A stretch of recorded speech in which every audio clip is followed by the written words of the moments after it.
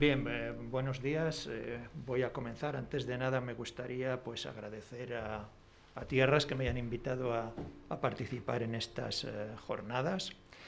Bueno, les voy a hablar acerca de cómo podemos intentar realizar una gestión integral del viñedo como la mejor herramienta para el control de enfermedades de madera de vid.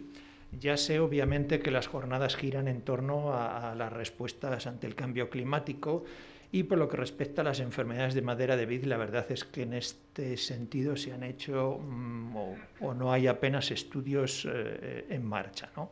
La mayoría estamos focalizados en intentar controlar o aportar soluciones a este problema.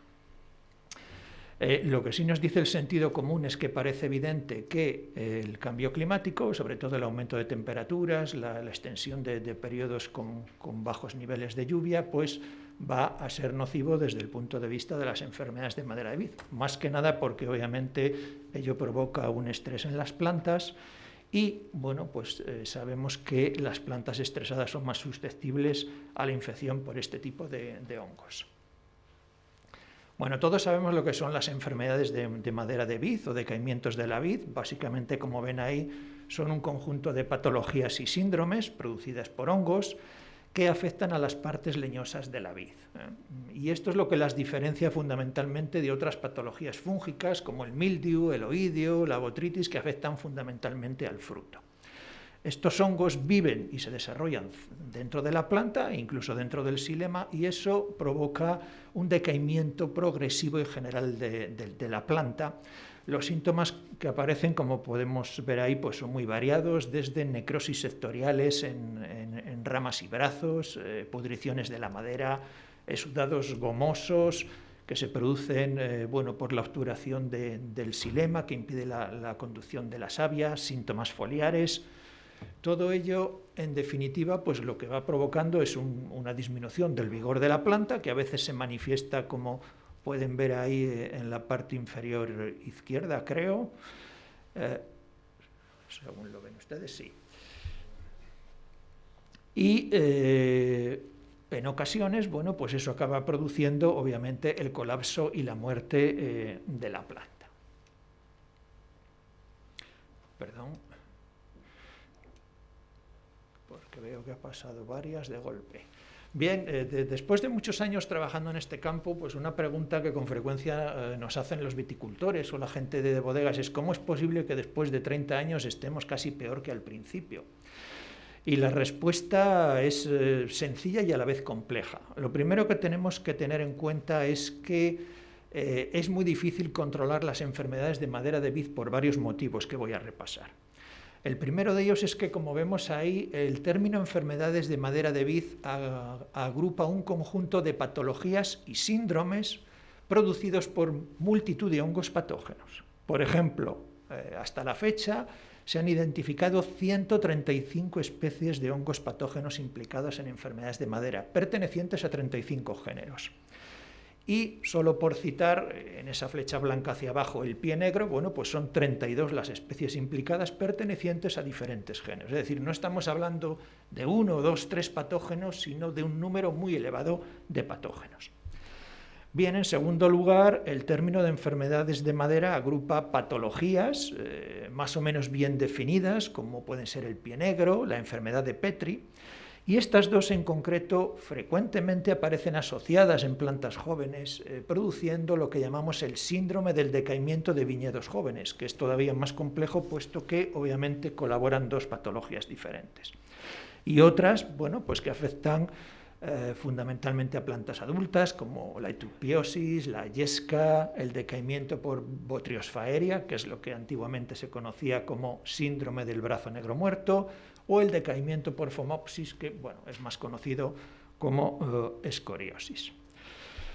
Otro factor que determina que este tipo de problemas sea muy difícil de atajar es que, como vemos en la parte inferior, con frecuencia numerosos patógenos, incluso asociados a patologías diferentes, aparecen presentes en una misma planta, lo cual hace que el diagnóstico sea complicado.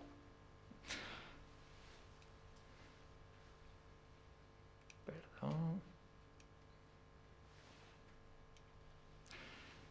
Bien, en tercer lugar, hay enfermedades de madera que, como vemos en el recuadro amarillo, afectan principalmente a plantas jóvenes, sobre todo patologías como pie negro, enfermedad de Petri, otras que afectan fundamentalmente a plantas adultas, yesca, eutipiosis, y luego tenemos pues, otro conjunto de patologías como el decaimiento por Botrytis aérea o el decaimiento por Phomopsis, que bueno, pues afectan indistintamente a plantas jóvenes y adultas, aunque bueno, obviamente hay una predisposición mayor a afectar a plantas adultas.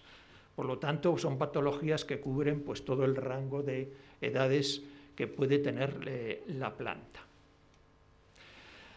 Otro factor que complica todavía más las cosas es que las vías de entrada del patógeno en la planta son múltiples. Hay patógenos que penetran fundamentalmente a través de las heridas de poda. Ahora es un momento en el que se están iniciando las labores de poda en Ribera de Duero. Y hay patógenos pues, como Diplodia, Phaeomoniella, Utipa, para los cuales esta es la principal vía de entrada en la planta. Otros, por el contrario, penetran exclusivamente a través del sistema radicular, sobre todo los implicados en pie negro o enfermedad de Petri. Y todavía la situación se complica más porque existen determinados vectores, como por ejemplo pues, insectos como el Xylotrechus, que obviamente provocan galerías en la planta, que es también una vía de entrada del patógeno, incluyendo también las propias lesiones que pueden producir otros animales, como roedores, como conejos, o incluso las propias lesiones que se producen como consecuencia del manejo mecánico normal del viñedo. Además, la mayoría de estos hongos producen formas de resistencia, esporas que se diseminan por vía aérea o pueden ser diseminadas por mediación de aves, por mediación de insectos, incluso por el propio lloro de las viñas. Es decir, ese momento en el que emerge la savia es un momento en el que la savia que emerge puede arrastrar esporas del patógeno y eso obviamente es también una fuente de infección adicional. Y por último, muy importante también, la infección del material vegetal de partida. Es decir, al final el viticultor compra unas plantas que va a poner en campo y esas plantas con frecuencia están infectadas con hongos de madera. Bueno, ese es un proceso de infección natural que se produce en el vivero durante el proceso de producción y multiplicación de los injertos. Bien, ahora que ya sabemos por qué el problema es tan complejo y difícil de atacar, voy a hablar de las diferentes herramientas que podemos aplicar para intentar llevar a cabo una gestión integral, incluyendo, como vemos ahí, medidas preplantación, medidas a adoptar por los viveros y medidas a adoptar en viñedos establecidos. Bien, en cuanto a las medidas preplantación, muy importante es la elección correcta del terreno para plantación. Y aquí quiero llamar la atención sobre todo cuando vamos a plantar viñedo en un terreno en el que previamente ha existido viñedo. Sabemos que en ese caso el suelo suele tener una carga de hongos de madera relativamente alta, como consecuencia bueno, pues de los muchos años que ha habido un viñedo establecido en ese terreno. En ese caso yo recomendaría que antes de proceder a la plantación de nuevas plantas, y siempre que sea posible, el terreno se mantenga en barbecho o bueno, se cultiven otros cultivos, por ejemplo cereal, para reducir la carga de patógenos en suelo. Esto, por ejemplo, es algo que se hace tradicionalmente en viveros de plantas de vid. Los injertos se cultivan durante 2 o 3 años en una parcela y luego se rota a otros cultivos o se deja en barbecho para disminuir la carga de patógenos. Muy importante, y es algo que muchas veces no se hace, la realización de un análisis previo del suelo, un análisis químico. Al final el suelo es el lugar, la casa donde la planta va a vivir 15, 20, 30, 40, 50 o más años. Y bueno, pues en muchas ocasiones no se realiza un análisis de ese suelo. ¿Qué ventajas nos puede proporcionar un análisis químico de suelo? Primero, la correcta elección del portainjerto.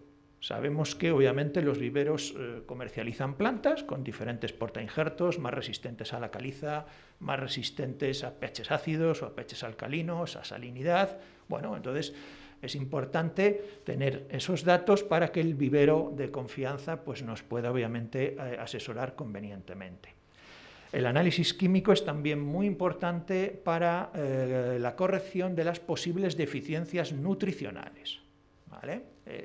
Un suelo pues, puede tener mucha materia orgánica, pero puede haber un desequilibrio porque, por ejemplo, pues puede haber niveles muy bajos de magnesio, por poner un ejemplo. Y también muy importante para realizar una correcta dosificación del abonado. Si la analítica nos dice que los niveles de nutrientes están equilibrados y son altos, no hay por qué abonar. Con lo cual, bueno, pues eso podría suponer, obviamente, un ahorro. Bien, algo también interesante es realizar un análisis de abonos. ¿Por qué? Bueno, es importante conocer la calidad del abono, si desde el punto de vista nutricional es equilibrado, determinar la posible existencia de elementos nocivos, quistes de nematodos como sifinema, metales pesados tóxicos como el cadmio y, bueno, también obviamente para realizar una correcta dosificación del abonado. Si los niveles de materia orgánica o de nutrientes en suelo no son especialmente bajos, pues la incorporación de una menor cantidad de abono pues puede ser suficiente y eso de nuevo nos va a producir un ahorro económico. Un error que se comete muy frecuentemente, como vemos ahí, es la excesiva incorporación de materia orgánica. Sin entrar en grandes detalles, una excesiva incorporación de materia orgánica, sobre todo de cosas extrañas como lodos de depuradora, restos de mataderos, cosas que a veces pues, la gente echa en los viñedos, que aquí quizás no sea tan común, pero bueno, uno en La Mancha, por ejemplo, ve todo tipo de cosas. Bueno, la excesiva incorporación de materia orgánica provoca una excesiva proliferación también de microorganismos en el entorno del sistema radicular. Eso genera distintos tipos de problemas, con frecuencia una disminución del pH que se acidifica en el entorno de la raíz, con lo cual la planta encuentra dificultades para nutrirse y eso provoca un deficiente desarrollo del aparato radicular. Además, la intensa proliferación microbiana puede provocar problemas de anoxia, de falta de oxígeno, debido a que esos microorganismos para crecer consumen todo el oxígeno disponible. Todo ello pues, llega a producir un grave estrés para la planta. Bueno, yo conozco un caso muy evidente de un viñedo de La Mancha que pretendía demandar al vivero porque habían plantado, ya no recuerdo el número de hectáreas, una extensión muy grande y el segundo año pues, el 80% de las plantas se habían muerto. Entonces, después de realizar una serie de estudios, pues este señor había ido a un matadero, le habían dado no sé cuántas decenas de toneladas de restos del matadero, cogió, los echó al suelo y eso, pues al final lo que provocó es un tipo de estrés en la planta que acabó arruinando la plantación. Bien, algo muy interesante y que empieza a ser recomendable es también no solo realizar un análisis químico, sino un análisis microbiológico, especialmente si vamos, repito, a poner viñedo en un terreno en el que ha habido viñedo previamente.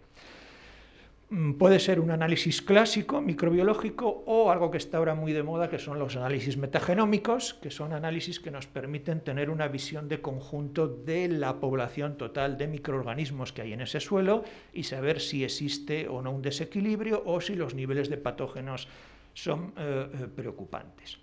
Bien, en caso de que se realice este análisis, la cuestión es la siguiente. Si detectamos niveles altos de patógenos, ¿qué hacemos? Bueno, una opción que había hasta hace relativamente poco era el empleo de fumigantes químicos para tratar el suelo. Ahí vemos algunos productos como el Dazomet, el metanpotasio, el metansodio, pero que hasta donde yo sé el límite de venta finalizó en diciembre de 2019, con lo cual, bueno, pues prácticamente a fecha de hoy están prohibidos. Una alternativa es la biofumigación. La biofumigación consiste en realizar un terreno empleando métodos naturales y aquí hay algunos estudios que han utilizado una planta, la Sinapis alba, que es la mostaza blanca. Este es un estudio realizado en vivero por Berlanas y colaboradores en el año 2018, en el que básicamente lo que se hizo, pues en el campo en el que se iban a crecer los injertos, se creció Sinapis alba, la mostaza blanca. Una vez que la planta florece, se pica, se incorpora al suelo y el suelo se cubre con un plástico negro durante un mes para provocar un proceso de descomposición más acelerado. Luego se plantaban los injertos y después de completar el ciclo de desarrollo de esos injertos para producir plantas con un sistema radicular desarrollado, se realizaba un análisis de hongos de madera. Y como pueden ver en las gráficas de abajo, que son las columnas verdes, y las comparamos con las columnas control de esa tonalidad rojiza, se ve claramente que la incidencia de enfermedades de madera había disminuido drásticamente mediante el empleo de biofumigación, con lo cual, bueno, pues puede llegar a ser interesante este tipo de alternativa. Bien, otra alternativa que está disponible es la ozonización, los tratamientos con ozono al suelo como una manera de provocar una cierta desinfección.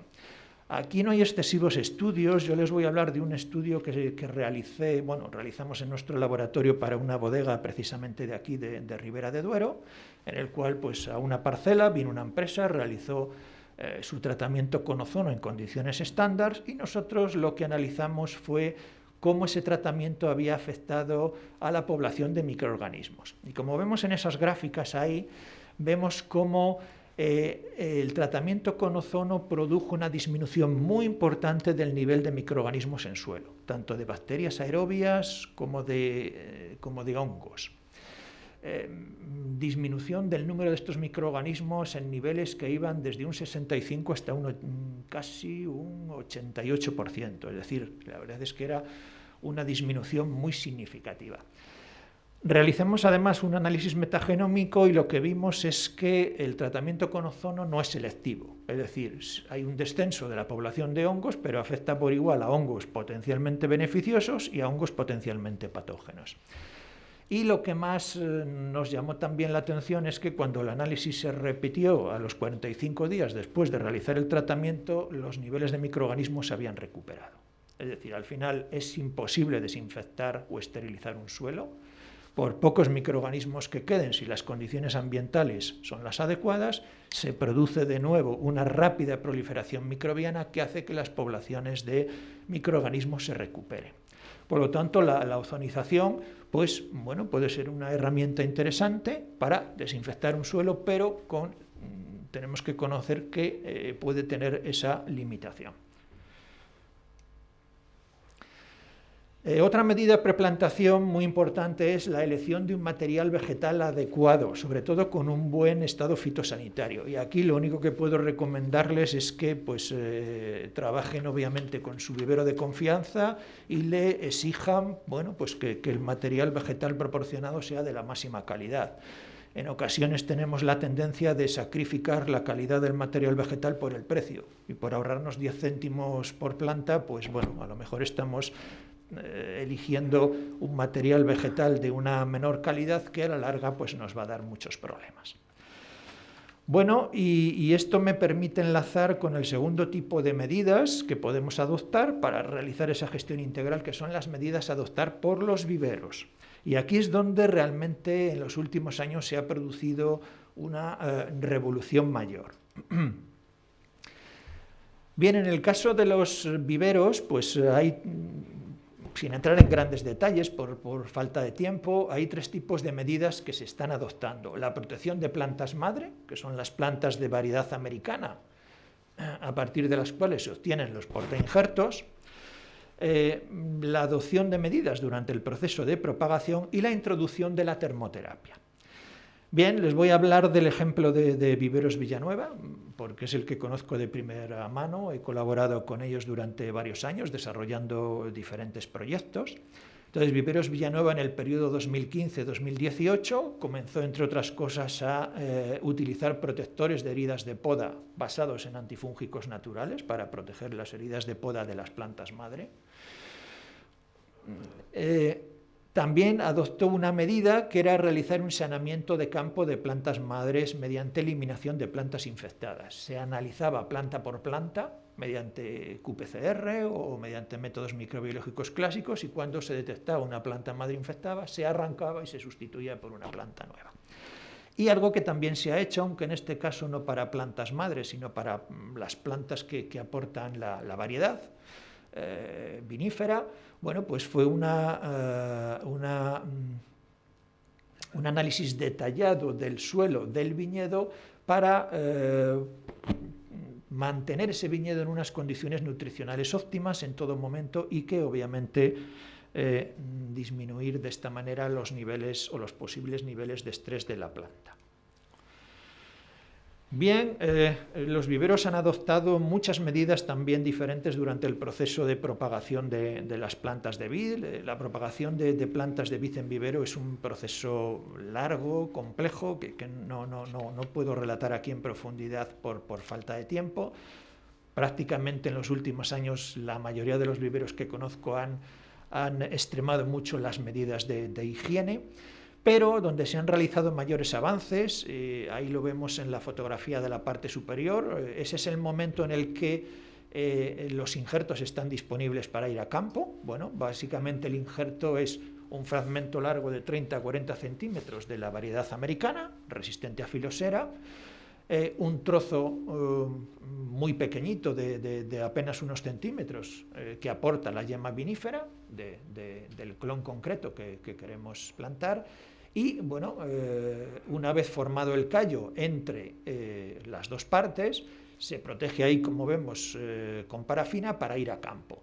En campo se introducen en suelo directamente bajo plástico y pasamos de tener lo que es una estaca de madera a tener una planta con un sistema radicular muy desarrollado.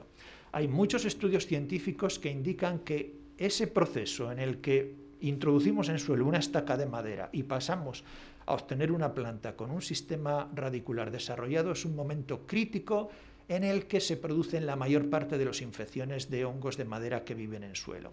Y ahí es donde los viveros han trabajado más. Bien, en el caso de Viveros Villanova, nosotros fuimos pioneros en aislar un tipo de microorganismos del entorno del sistema radicular, que son las actinobacterias. Las seleccionamos inicialmente viendo en laboratorio su capacidad para inhibir in vitro los hongos de madera. Posteriormente las multiplicábamos en cultivos líquidos, en esos matraces que vemos ahí, y las aplicábamos a los injertos durante 24 horas, momento antes de llevarlas a campo. Bien, este tipo de proyecto que se desarrolló en una primera fase inicial de 3 años y luego en otra segunda fase inicial de otros 3, nos permitió comprobar que cuando esos injertos se desarrollaban en campo, al final del ciclo, cuando analizábamos las plantas, y lo vemos en ese recuadro blanco de la parte inferior, se había producido un descenso muy importante de los niveles de hongos patógenos presentes en las plantas de madera. Por lo tanto, bueno, es una estrategia que, sin llegar a controlar totalmente el problema, pues sí que ayuda disminuyendo de manera muy importante niveles desde el 50 al 80% de los diferentes hongos causantes de este tipo de patologías. Bueno, esto Viveros Villanova lo ha patentado, tiene una patente española y una patente europea e internacional, y todavía se está realizando estudios para tratar de implementarlo y comercializar plantas obtenidas de esta manera. Un estudio adicional que se ha realizado también en viveros, en este caso es un estudio del año 2020 de Martínez Diz, del grupo de David Gramaje, consistió en tratar las plantas, que ya de un año, las plantas que el vivero vende al viticultor, con 5 agentes de biocontrol diferentes. Un agente de biocontrol es un microorganismo que es capaz de inhibir a un patógeno. En concreto se probaron 2 de las bacterias que habíamos aislado para ellos y que mencioné de los estudios anteriores, es el tratamiento 1. El tratamiento 2 es un tratamiento con el producto Condor Seals de Athens a base de Trichoderma coningi, un hongo.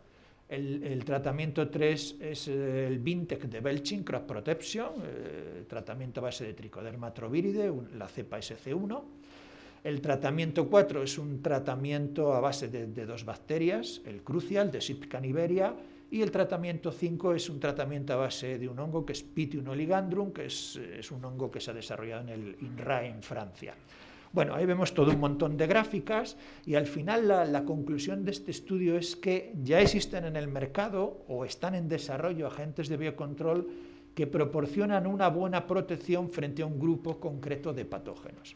algunos como el tratamiento T3 o el tratamiento T5 son muy efectivos para el control de hongos asociados a enfermedad de Petri, mientras que en concreto las bacterias que nosotros aislamos para Viveros Villanueva fueron tremendamente efectivas en el control de hongos asociados a pie negro.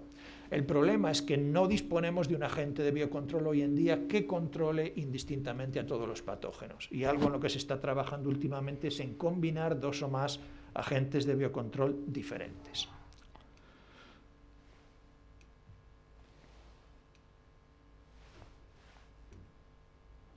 Me parece que esto se ha petado. Sí. Bien, desde este punto de vista, pues a la vista de estos resultados, por ejemplo, Viveros Villanueva ya comercializa plantas colonizadas por uno de estos agentes de biocontrol, en concreto por una cepa de Trichoderma, y que están ya disponibles en el mercado para, bueno, pues aquellos viticultores que bajo pedido obviamente las encarguen. Bien, otra alternativa que cada vez se empieza a utilizar más y que cada vez está siendo más demandada por el sector es la producción o la compra de material vegetal o de plantas sometidas a termoterapia. El tratamiento con termoterapia es un tratamiento en el que previamente a la venta las plantas se sumergen en agua caliente por un periodo de tiempo determinado y eso provoca una reducción muy importante en el número de patógenos. La termoterapia, por ejemplo, es hoy en día el único mecanismo de control efectivo para la enfermedad de Pierce, para Xylella fastidiosa, y también, bueno, pues tiene efectos interesantes para el control de hongos de madera. Aquí vemos los resultados de un estudio realizado en el año 2018, donde se ve que la termoterapia, bien a 50 o a 53 grados, pues provoca una reducción significativa de hongos de enfermedades de madera. El tratamiento más efectivo es a 53 grados durante 30 minutos. De manera que, bueno, no es de nuevo un método completamente eficaz, pero sí que complementa otros métodos. Bien, y pasamos ya a la última parte, que es, bien, el viticultor ya recibe las plantas, ya tiene un viñedo establecido. ¿Qué puede hacer el viticultor para contribuir a una gestión integral de las enfermedades de madera? Lo primero, la protección de heridas de poda. Es decir, no proteger las heridas de poda no es una medida sensata. Yo entiendo que los condicionantes económicos son importantes, pero bueno, pues realmente es un riesgo si no se protegen las heridas de poda grande que estamos conociendo.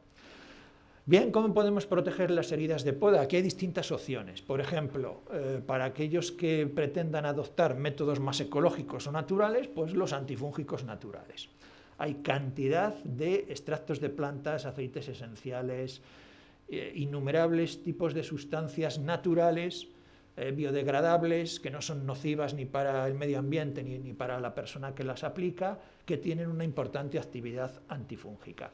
Y aquí les voy a hablar, pues, de un proyecto que desarrollamos para Bodegas Vega Sicilia, aquí durante varios años, durante 6 años, en el cual ensayamos hasta 26 compuestos diferentes con actividad antifúngica. Seleccionamos en principio los que mostraban in vitro una mayor efectividad frente a un rango amplio de hongos de enfermedades de madera. Posteriormente, después de esa selección inicial, se realizó ya un análisis sobre madera muerta en la que se inoculaba un patógeno, se trataba la herida en la que se inoculaba el patógeno con este tipo de antifúngico natural y comprobábamos si el patógeno era capaz de proliferar o desplazarse por el sarmiento.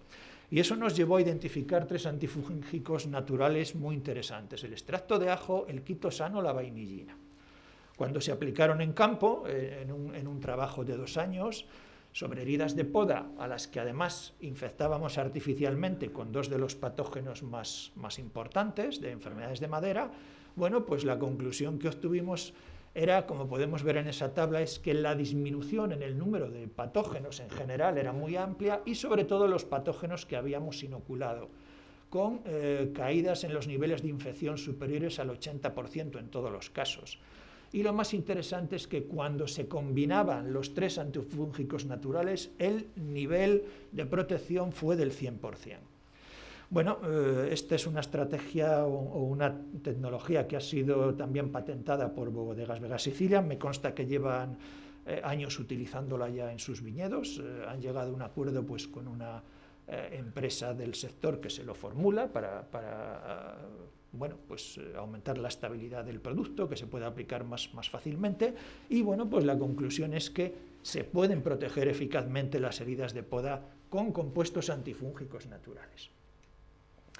Bien, otra alternativa son los agentes de biocontrol, es decir, microorganismos, como dije antes, capaces de inhibir a los patógenos. Bueno, en estos momentos hay al menos 3 agentes de biocontrol disponibles en el mercado para heridas de poda. Es posible que haya alguno más porque, bueno, llega un momento en que ya seguir todos los cambios que se producen es complicado. El producto Blindar de Isagro, que es una mezcla de 2 cepas del hongo Trichoderma. El producto Esquive de Idai Nature, que es una cepa de Trichoderma troviridae, y el Vintec de Belching, que es otra cepa diferente de la misma especie de Trichoderma atroviridae. Bien, aquí les voy a hablar de un estudio realizado por el grupo del doctor Gramaje, en el que se combinó el empleo de agentes de biocontrol con mastic. Bien mastic solo o mastic incorporando un antifúngico de síntesis química. Es un estudio que se realizó en la... perdón, porque me he saltado una, como vemos ahí en la denominación de origen Valdeorras, sobre la variedad Godello. Bien, básicamente el estudio consistió en, obviamente, realizar la poda en el mes de febrero. Las heridas de poda se trataron con 5 tratamientos diferentes. El tratamiento 1, como vemos ahí en el recuadro de la parte superior, es a base del producto Tesior de BAS, que básicamente es un mastic que incorpora un pesticida de síntesis química. El producto de Sipcan enobilmetil a base de metiltiofanato, que es bueno, algo que en muchísimos países todavía sigue autorizado, especialmente fuera de Europa. El SOM de Sipcan, que es un mastic que incorpora un desecante, el Botrisec, y también un antifúngico de síntesis química, el tebuconazol, y luego 2 agentes de biocontrol, el Esquive de Idai Nature y el Vintec de Belching. Bien, entonces lo que se hacía, como digo, era podar las plantas, aplicar estos tratamientos mediante pulverización, como vemos ahí, y a las 24 horas se inoculaban artificialmente las heridas con patógenos, de manera que la carga de infección pues, fuera muy alta. Seguidamente se recuperaban los pulgares, el estudio se realizó en 2 años consecutivos, es decir, a los 12 y a los 24 meses, y de esos pulgares se extraen astillas que se cultivan en un medio de cultivo y vemos si podemos reaislar o no el patógeno. Bien, sin entrar en grandes detalles, las conclusiones de este estudio es que las mayores medidas de protección se obtuvieron mediante la utilización de mastic, bien el sistema Tesior de BAS o bien el sistema SONG. La eficiencia es muy superior a la que se puede obtener mediante el tratamiento de heridas de poda con agentes de biocontrol, por lo menos en este estudio. Bien, la pregunta que nos podemos hacer, ¿el mastic realmente funciona por sí mismo o funciona porque lleva un fungicida? Y aquí hay un estudio muy interesante de Francia en el que se comparó un mastic, simplemente el mastic tal cual, es decir, la resina que recubre la herida de poda o el polímero que recubre la herida de poda, y el mismo mastic pero incorporando un antifúngico de síntesis química. Y la conclusión es que el nivel de protección era similar. Es decir, lo que parece es que obviamente el recubrir la herida de poda con una capa de un polímero impide que el patógeno acceda a la herida de poda.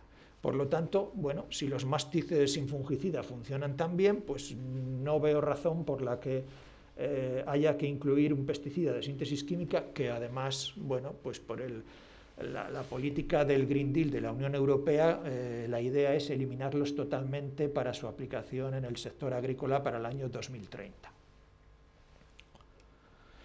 Bien, hay opciones, por tanto, para tratar las heridas de poda. La cuestión es cómo se aplican. Bueno, pues la posibilidad es aplicarlas mediante pulverización con un tractor, ¿vale? Esto es posible cuando aplicamos o usamos agentes de biocontrol o fungicidas químicos, o bien, para el caso de los mástic, una aplicación manual.